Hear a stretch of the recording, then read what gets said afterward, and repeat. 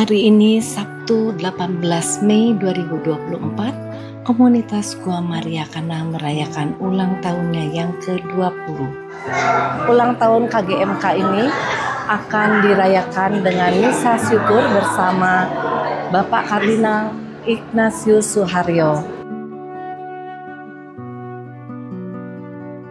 Para ibu dan bapak, saudari-saudara yang terkasih, khususnya keluarga komunitas Gua Maria Kana yang berbahagia. Bersama-sama dengan para undangan yang hadir, kalau boleh, tidak boleh juga tidak apa-apa. Mewakili sekian banyak saudara-saudara kita yang menerima pelayanan dari KGMK dan tentu mewakili Keuskupan Agung Jakarta. Pertama-tama saya ingin mengucapkan selamat mensyukuri ulang tahun yang ke-20 komunitas Gua Maria Kana. Saya selalu mengatakan syukuran ini dilaksanakan di dalam perayaan Ekaristi. Dan kita semua tahu Ekaristi adalah syukur agung atas karya keselamatan Tuhan. Kalau ulang tahun KGMK dirayakan di dalam Ekaristi, kita ingin mengungkapkan keyakinan iman kita bahwa KGMK adalah bagian atau wujud nyata dari karya agung Tuhan ini. Kita semua berharap keyakinan seperti ini dapat menjadi kekuatan yang selalu mendorong khususnya komunitas KGMK dan semua yang terlibat di dalam pelayanan KGMK untuk mampu melanjutkan dan mengembangkan pelayanan ini dengan sukacita. Saudari-saudaraku yang terkasih, kutipan-kutipan di kitab suci yang dibacakan pada hari ini semuanya adalah penutup.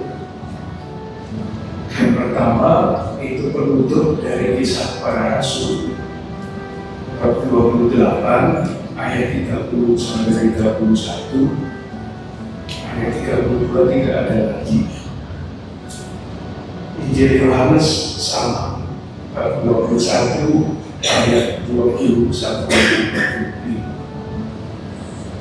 25. Ketika saya menyiapkan ibadah ini dan membaca, mencoba merenungkan ke dalam ayat-ayat ini, saya sampai pada kesimpulan ini. Memang Kisah Para Rasul ditutup pada bab 28 ayat 30 sampai 31. Selesai Kisah Para Rasul. Tetapi kalau kita perhatikan, penutupnya itu bukan penutup. Penutupnya itu terbuka. Aneh, penutup terbuka.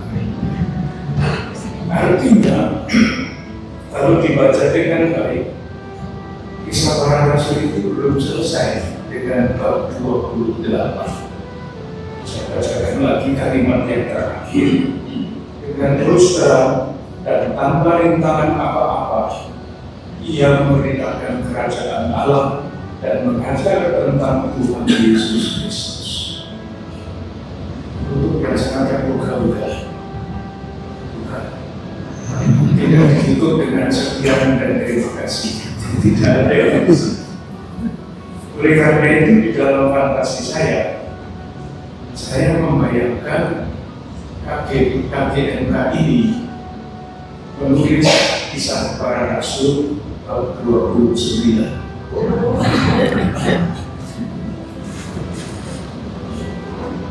Maksudnya apa? Maksudnya adalah mengulang dalam tanda petik isi dari Kisah Para Rasul yang diceritakan pada zaman itu isinya disesuaikan dengan zaman sekarang. Itulah isi Kisah Para Rasul 29. Nanti suster-suster dari Rumah Sakit Santo Paulus menulis Kisah Para Rasul bab 30. Ada dari tempat lain lagi menulis Kisah Para Rasul. Apa yang saya ambil sebagai isi dari Kisah Para Rasul bab 29 terlalu banyak untuk diceritakan, tetapi saya ingin mengambil satu hal yang bagi saya sangat menarik dari komunitas KTMK ini adalah perhatian yang didorong oleh solidaritas, semangat solidaritas, semangat kesetiakawanan, semangat bela rasa sebagai buah dari kehidupan iman. Itulah yang diceritakan misalnya di dalam Kisah Para Rasul bab 2 ayat 41 dan selanjutnya. Kita hampir hafal bagian ini. Saya bacakan isinya. Mereka bertekun dalam pengajaran rasul-rasul dan dalam persekutuan. Mereka selalu berkumpul untuk memecahkan roti dan berdoa. Itulah ciri rohani, ciri imani dari suatu komunitas. Saya yakin termasuk komunitas KTMK, namanya pun Dua Maria Kana. Tetapi kisah gambaran komunitas di dalam Kisah Para Rasul itu tidak berhenti pada untuk memecahkan roti dan berdoa. Ada lanjutannya. Tidak usah dicontoh persis-persis. Tetapi dikatakan begini, semua orang yang percaya tetap bersatu dan semua milik mereka adalah milik bersama. Tidak usah ditiru yang satu. Jadi kacau balau.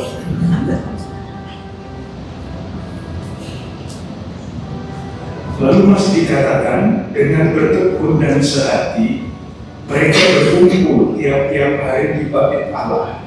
Mereka memecahkan roti di rumah masing-masing secara bergantian dan makan bersama-sama dengan gembira dan tulus. Ada makan, itu bocoran sedikit ada makan. Itu sesuai dengan Kisah Para Rasul. Bagi saya jelas sekali komunitas awal Yerusalem ini adalah komunitas iman dalam arti yang penuh, disemangati oleh doa dan pemecahan roti. Wujudnya adalah kesetiakawanan. Itu ayat 1 dari bab 29 Kisah KTMK. Yang kedua yang saya baca adalah Gereja Antioquia. Ini agak sulit bayangkan Antioquia itu di mana. Kira-kira di sebelah barat Bekasi. Sulit membayangkan. Tetapi ceritanya begini. Ketika Gereja Antioquia berkembang, dikirimlah tokoh yang bernama Barnabas, tokoh yang tidak dikenal baik, tetapi sebetulnya sangat menentukan di dalam sejarah gereja. Bahkan saya berani mengatakan, kalau tidak ada Barnabas, kita tidak akan kenal dengan Paulus. Kalau tidak ada Barnabas, kita tidak akan pernah kenal dengan Markus pengarang Injil. Itu ceritanya. Nah, ketika Barnabas diutus ke Antioquia, yang terjadi adalah perkembangan gereja yang sangat istimewa. Istimewanya di mana? Saya baca ayat 11,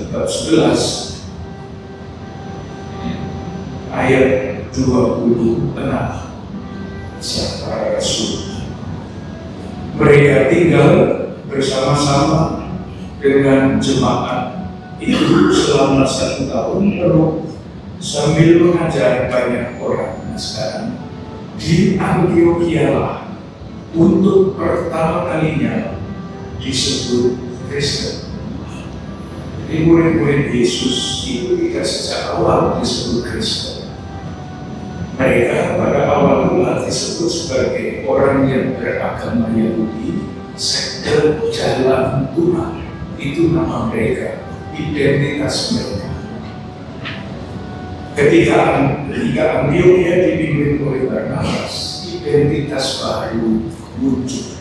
Untuk pertama kalinya murid-murid Yesus itu disebut Kristen. Itu identitas yang baru. Dan saya yakin, saya berharap KGMK ini mempunyai peranan yang sama. Artinya kalau identitasnya adalah komunitas merayakan artinya Kristiani, identitas Kristiani ini mesti dirawat, dijaga, dan dikembangkan. Lalu pertanyaan berikutnya adalah, identitas Kristiani itu maksudnya? Jawabannya bisa panjang lebar. Satu yang ingin saya garis bawahi dalam rangka memberi landasan iman bagi karya-karya pelayanan KGMK. Di dalam khotbah menurut Kisah Para Rasul bab 10 ayat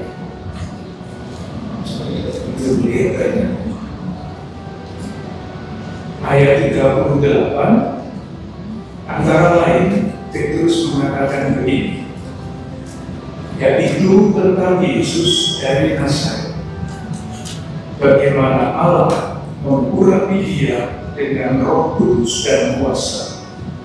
Dia yang berjalan berkeliling sambil berbuat baik. Itu identitas Kristiani. Kalau kita sungguh-sungguh menjadi murid Kristus, nama kita, KTP kita Kristiani, katanya mesti mengikuti Yesus Kristus yang menurut Rasul Petrus selalu berjalan berkeliling sambil berbuat baik. Dan itu sama jelas juga di dalam lanjutan kisah gereja Antiokhia. Ketika dikatakan bahwa untuk pertama kalinya mereka disebut Kristen, pada bab 10 ayat 27 dan selanjutnya ditunjukkan solidaritas awal dari gereja Antiokhia. Saya bacakan ceritanya supaya jelas ini bukan karangan saya, tetapi ini kisah para rasul. Dia harus ditulis juga pada kisah para rasul yang 27 ini. Pada waktu itu datanglah beberapa nabi dari Yerusalem ke Antiokhia. Salah seorang dari mereka yang bernama Agabus bangkit, dan oleh kuasa Roh ia mengatakan bahwa seluruh dunia akan ditimpa kelaparan besar. Hal itu terjadi pada zaman Claudius. Sekarang ini salah satu ciri dari sebutan Kristiani. Lalu murid-murid memutuskan untuk mengumpulkan sumbangan sesuai dengan kemampuan mereka masing-masing dan mengirimkannya kepada saudara-saudara seiman yang tinggal di Yudea. Urutannya jelas, identitas ditentukan. Lalu salah satu watak dari identitas itu adalah solidaritas, dewasa. Gereja Antiokhia untuk gereja Yerusalem. Jadi kalau nanti di dalam surat-surat Paulus yang mengajak umat itu dan kolektor untuk Yerusalem, itu bukan inisiatifnya Paulus. Itu nanti kalau tidak jelas ya kita tanyakan kalau kita ketemu dengan Paulus. Kira-kira karena yang menginisiasi ini adalah gereja Antiokhia yang dipimpin oleh Barnabas, Paulus melihat kepada Barnabas yang dilakukan dulu itu bagus. Maka ketika Paulus akan pergi ke Yerusalem, itu tidak untuk apa-apa, tapi tujuannya adalah untuk membawa kolektor aksi puasa pembangunan itu yang dia kumpulkan dari jemaat-jemaat yang dia dirikan untuk disumbangkan ke Yerusalem. Tapi ternyata Paulus ditangkap di sana. Itulah yang dia katakan, tidak dikatakan di dalam kisah para rasul, tetapi dikatakan oleh Rasul Paulus sendiri di dalam suratnya kepada orang Roma, bahwa dia pergi ke Yerusalem untuk mengantar kolektor sumbangan untuk gereja Yerusalem. Saya baca surat kepada orang Roma bab 15 ayat 25. Paulus menulis begini, tetapi sekarang aku sedang dalam perjalanan ke Yerusalem untuk mengantarkan bantuan kepada orang-orang kudus. Jadi begini. Pada hari ulang tahun ke-20 KTMK ini, bacaan-bacaan dari kitab suci yang diambil dari kalender liturgi, khususnya yang bacaan pertama, bagi saya jelas dapat memberi inspirasi kepada komunitas gereja Tuhan Maria Kanal untuk menulis kisah para rasul bab 29. Intinya sangat jelas, identitas yang disusun dengan kuatan. Identitasnya adalah doa, pemecahan roti, persekutuan, bersatu dalam sukacita. Wataknya adalah watak berbeda kasih, watak solidaritas, watak kesetiaan. Sejauh saya tahu, itulah yang selalu dijaga, dirawat, dan dikembangkan oleh KTMK di Keuskupan Agung Jakarta ini menjangkau wilayah yang luas. Karena itu sekali lagi Provinsia selamat, dan tentu terima kasih atas kehadiran dan pelayanan KTMK yang tidak hanya menjangkau wilayah Keuskupan Agung Jakarta, tetapi juga menjangkau wilayah-wilayah yang lebih luas. Semoga identitas yang bertumbuh menjadi watak ini dapat ditularkan kepada semakin banyak murid-murid Kristus. Dengan harapan itu, marilah kita lanjutkan ibadah.